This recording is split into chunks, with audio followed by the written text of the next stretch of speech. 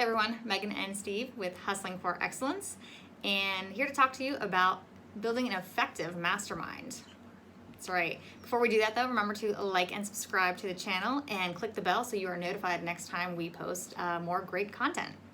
So, we talked to you the other day about why having a great mastermind can be so successful to you and to others, and we'll actually link to that video here so you can go back and check that out if you missed it. But now we want to talk about, okay, you want to build a mastermind, but how do you do that so you have an effective, successful mastermind?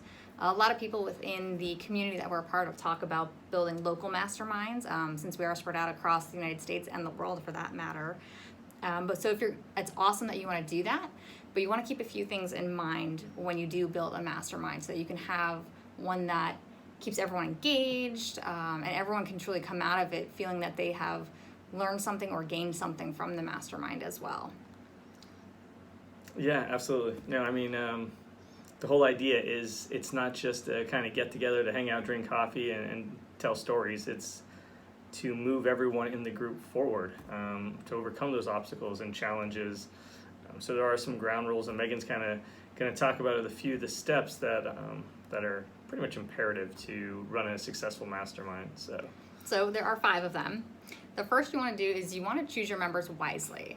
And what we mean by that is you don't want just random hodgepodge of people because, you know, if Steve's into BMX biking and that's all he cares about, and I'm over here talking about my masterpiece painting that I want to create, well, we're not really going to have a whole lot to talk about, and we're not going to be engaged with each other or really be able to help each other out. So you do want to have like a common thread, whether that's entrepreneurship or it's, you know, whatever. Yeah, no, to that point, there's definitely value in having different people in the room, because what you don't want is just everybody that's thinking the same, right? That old saying, if everyone's thinking the same, no one's thinking. Right, really. Someone's not thinking, right? So that whole idea of the group think, and you know, Megan has an idea, and I kind of think along those lines, and great, well, who's there to play that devil's advocate or challenge her? So sometimes I do personally like to have folks that, you know, are not from my industry or are thinking a little bit different. So, I mean, you know, you might hear both on that, but. So, point being though, you don't want, it's so diverse that they really have nothing to offer each other, is the kind of the point here. True, right, yeah. Okay. Because it almost becomes a distraction, right? It does, it absolutely It's does. a cool conversation talking about me riding BMX, because it's pretty rad, but it may Which not he totally doesn't do. I don't know where that came from. Well, you know, when I was a kid, I loved it. But see how the distractions happen, right? And the main job is to keep somebody on task. So we'll keep going. Okay, so number 2 is you want to set ground rules when you're building your mastermind. And there's several things you want to think about here. First of all, how often is your mastermind going to meet? Every day. No? Okay, I'm not joining your mastermind. Okay, right. Sorry, So that's too much commitment for me. But seriously though, are you going to meet once a week, once a month? Is this going to be a quarterly thing because you're going to have it in person? You want to think about how involved you're asking the members to be, and are they willing to be that engaged?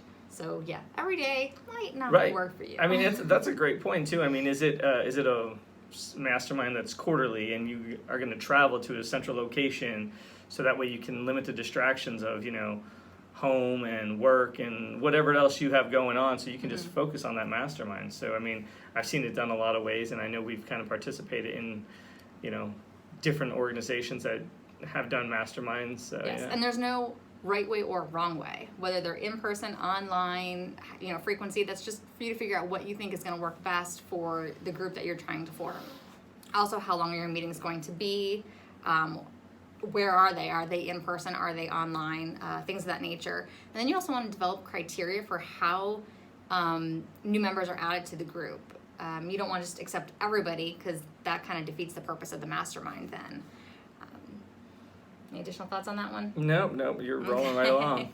So number 3, now that you've got your mastermind in place, you want to have a clear agenda for each meeting. Otherwise, this could just, like Steve said earlier, just become a meetup and everyone just kind of, you know, talks and rambles on about whatever, and you don't actually accomplish anything. Yeah, like this one is a big one for me, because I mean, I just think about, you know, even if you're, you know, still working a job or you're doing whatever, it's a meeting. I really don't like going to meetings that could have been an email, and you go there and the person is almost just feels like they're winging it. It's their meeting, they're supposed to run it, and it's like they're surprised to be there. I'm like, yeah, this is going to serve absolutely no purpose except wasting an hour of my day. So when you go there, you need to have an agenda with items you're going to cover, and you have to get through them. It's like, the point is, people are joining a mastermind because they've got challenges and goals that they're trying to work through, and they want to be successful. So their time is valuable, and you don't want to waste their time or your time for that matter. Yeah, absolutely. That's a good point. So with your agenda, you want to decide if you want to have a little, meet and greet. You want 10 minutes in the beginning for that, just so everyone can catch up after, maybe they haven't spoken since the last mastermind. That's totally fine. Then you want to work into maybe, are you going to have a speaker, someone to talk about a particular topic each time, or are you going to each week or each meeting tackle a particular member's whatever their problem is that they're facing, so that they can get input from the team, try to work through that, and then every week rotate.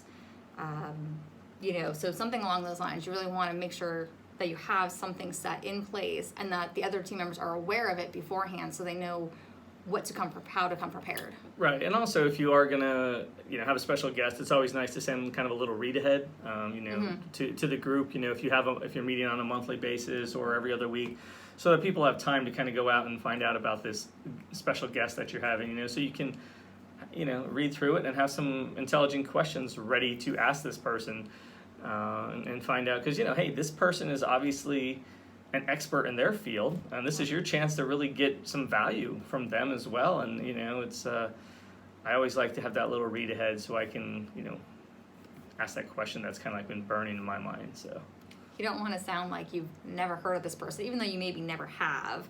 At least you've had time to do a quick little bio check there.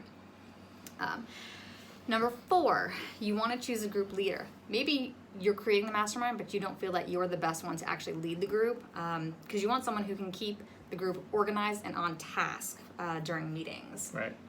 Some people are just better suited to that task than others are. Right. So a key word is also here is like facilitator, because there are people who just, like Megan said, you may be the person who organizes the mastermind and you get it together for whatever reason. Maybe you're just motivated to do that and you have the connections and the drive to do it. But when you get there, you realize, hey, Joe or Jane over here can really facilitate and bring out the best in the group. So that's kind of who takes that role on. So. Yeah. And then last, number 5, you want to make sure that you're sharing evenly across the board. And what we mean by that is, if you're doing a rotation of, tackling people's problems or their struggles that they're having, you want to make sure that you're keeping everyone engaged and that you are switching that up. Otherwise, you're going to have members that are going to stop coming to meetings because they feel they're not getting any value from it.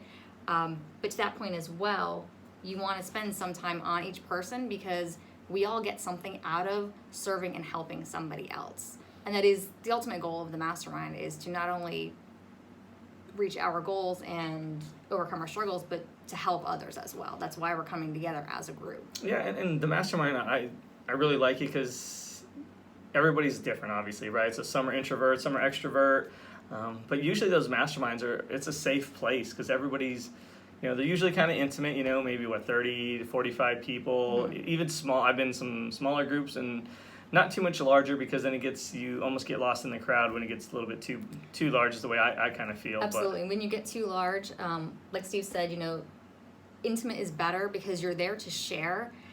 People tend to not share as much when the group is too large, and they feel that they do not know everybody intimately within the group. Right. And I mean, a lot of people are just so polite. They're like, well, I didn't want to ask too many questions because there's so many people. Whereas it's a small group, you feel like it's a little bit more conversational, but also that facilitator or leader or you can really dig down into someone's struggle and kind of figure out why they're having these challenges and these struggles. So that's the thing I like, is I feel like, everybody's kind of like, it's a judgment-free zone, right? So you can say something or ask those questions that you may not, want to put out there online or in a Facebook post. So. Yeah. So there you go. You want to follow those 5 steps as best as you can.